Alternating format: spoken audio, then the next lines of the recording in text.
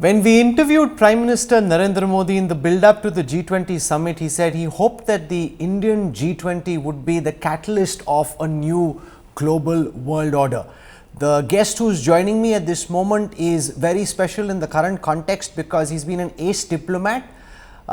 He's also a top minister in the Narendra Modi government, and his responses will be at the intersection of diplomacy and politics. Minister Hardeep Puri, Minister for Housing and Urban Affairs, Petroleum and Natural Gas, for joining us on India Today. Thank you very much. Let me start by the vision that the Prime Minister had outlined in that interview he did with us, catalyst for a new global order. Do you think in the Delhi declaration that's come out, Minister Hardeep Puri, that objective has been achieved? This declaration signaling India's coming of age in the global arena? It's not just a question of, what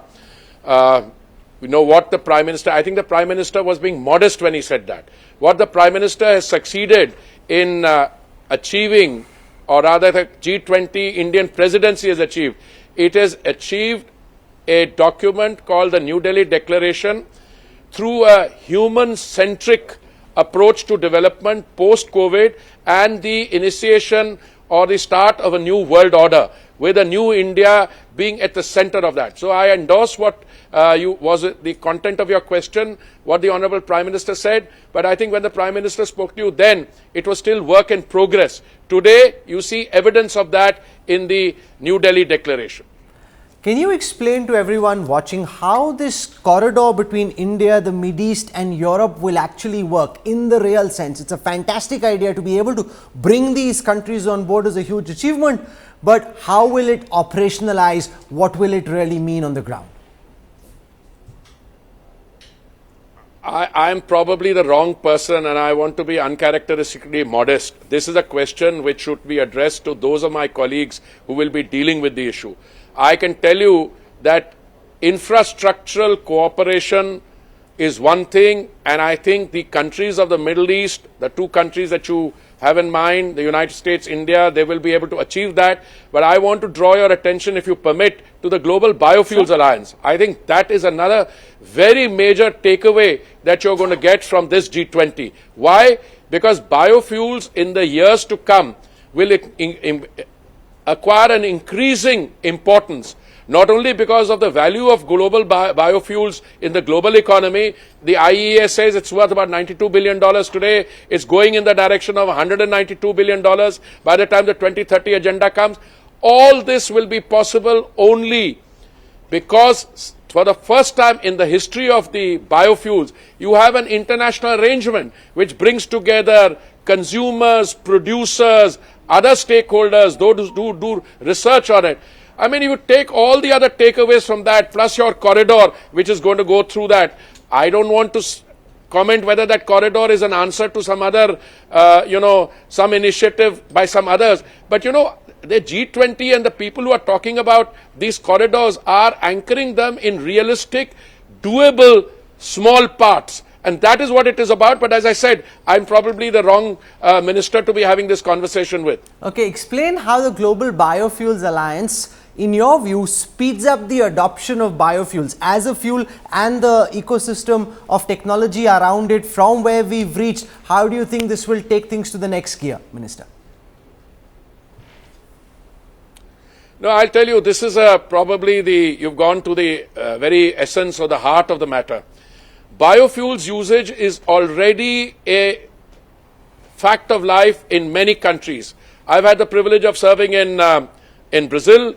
I've had the privilege of serving in the United States, where biofuels are big play for a variety of reasons.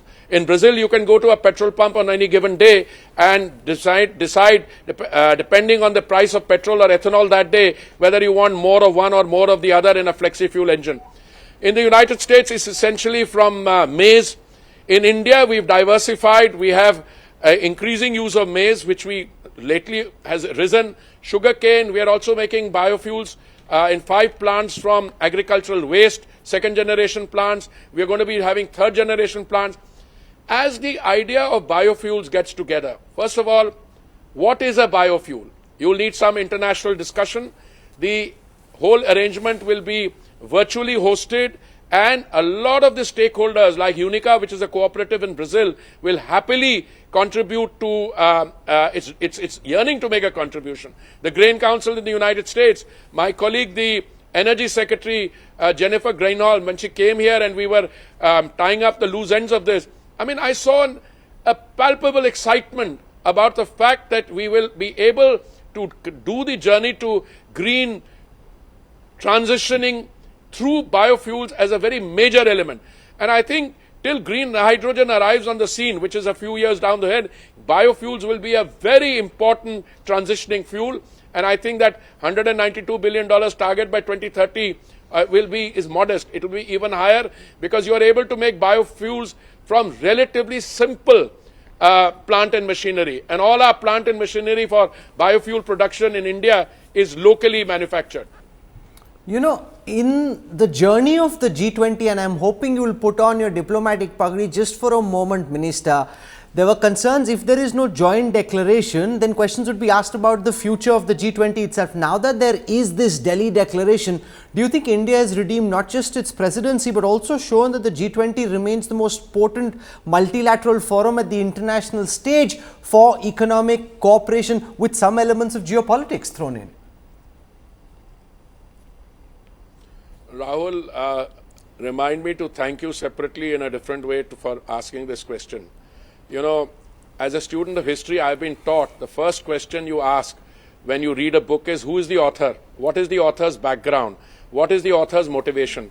You know, when the G20 was born, I was reminding some close collaborators of mine, there were people in the international system who turned around and said, no, G20 is a violation, it's an abrogation, it's a departure from the MFN principle. You know, the world has to be anchored in multilateralism, in universality, one country, one vote. What will a few countries get together and, produce a select club or an elite club? To which my answer was, that if the multilateral system anchored in the United Nations, which is based on the principle of universality, is doing so well, you would not need something like a G20. The G20 was born in a moment of crisis when the world food and financial and economic crisis took place in 2008, and the existing institutions, the UN, the IMF, the World Bank, did not have an answer to how to respond. So the leaders of the world took a decision to elevate a group which was headed by finance ministers into a heads of state and government level group. So what happened? G20 was formed. The London summit in 2010 helped apply some balm and bring some semblance. And after the time, G20 was born in a crisis. The next crisis is now multiple crises. And the Indian presidency has not only navigated through that, but I want to repeat, the Prime Minister's approach for a human-centric development post-COVID for the establishment of a new international order with a new India at the center. This is not only, and I repeat, Rahul, this is not only an Indian moment, it's something for the globe. Look, I've been a professional diplomat. I never doubted the capacity of the team under the Prime Minister to get a unanimous declaration. So I'm always asking the question, where was the naysaying coming from? The same guys who will look for some opportunity. You know, the lion on top of the Parliament building, his mouth is a little more open, the roar is a little distinct. I mean, I asked them, was the lion a domesticated pet that you kept? I mean, what is going on? Now, no, everything is perfect, but you know, G20, you will not get a declaration. Who said you will not get a declaration? I am very clear that leave it to those who have the professional responsibility and who have been given that responsibility to discharge it. And I want to say through your show, they have acquitted themselves with aplomb. And my congratulations, the entire team working under the Honorable Prime Minister, and it's his hands-on, handling of each issue. And so it's not only just the spectacular cultural extravaganza, meetings in 60 cities, 220 meetings in 60 cities, but look at the content of the New Delhi Declaration. Rahul, I believe you and I will have enough opportunity in the coming days to analyze that thing in terms of how it produces incremental movement forward. And India, I think India has been, thanks to the 9 years of decisive leadership, India has been there. It's been on the moon, by the way. And now we are all over the moon. So I'm very clear, that, all Indians would rejoice, except a except for a few friends of yours and mine who shall remain nameless this evening. I remember interviewing you when you were India's permanent representative in the United Nations in New York, and at that time you were pushing very hard for the United Nations Security Council to be expanded. That ultimately never happened, but India during its G20 presidency has been able to ensure that African Union gets a seat on the high table. China has been pushing through debt and through infrastructure projects to build deep linkages with African countries. India using its soft power, trying to be the spokesperson, the voice of the global south, now getting Africa on the high table. To what extent do you think this will deepen India's linkages with the African continent, Minister? Well, first of all, I'm very happy that the African Union's getting its legitimate representation on the table of the G20 has happened under India's presidency. I'm very clear on that, and I think the Indian effort right through, and I saw the body language when the Prime Minister was receiving the AU President. I mean, that spoke volumes. As I say, one picture is worth 1,000 words. This one was worth more. Number one. Number two, we are talking about the Security Council. Rahul, the Security Council, which is a designated agency to determine whether there are threats to international peace and security, and then to authorize countermeasures. That's a Security Council. Security Council has been paralyzed. If two permanent members of the Security Council are disagreeing on something, Security Council is non-functional. So there are two aspects. What has the G20 done? I think the G20 India presidency has shown that you can make a global contribution even when multilateral institutions, including the designated ones, are paralyzed. Number two, does this increase the case for India's Security Council membership? Listen, I don't have a role to advise the government, but I think the Security Council needs India. When it comes to a natural disaster or a calamity somewhere, it's Indian heavy lifting for disaster relief which works. When it comes to, say, an earthquake in Turkey, Prime Minister sitting in Bangalore and the Prime Minister makes a phone call, Indian relief reaches there. When it comes to something else, so India is doing all that a permanent member of the Security Council is expected to do and more. So I think my answer to that question is yes, the African Union joining the G20 will give it more economic heft. It will also increase the salience.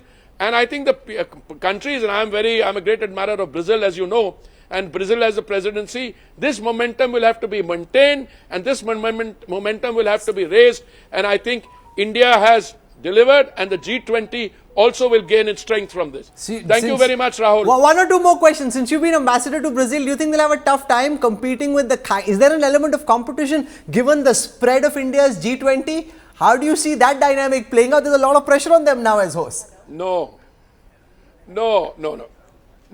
Every country has its own genius. Every country has its own way of celebrating the hosting of such plurilateral events. I don't see any competition. Okay, one last question before I know you have to go to the Rashtrapati dinner, but there's a heavy weather made of Xi Jinping not coming to Delhi. India and Delhi don't seem to have missed Xi much. We got our job done. Xi wasn't there. He can do what he wants, but India went out and did what needed to be done.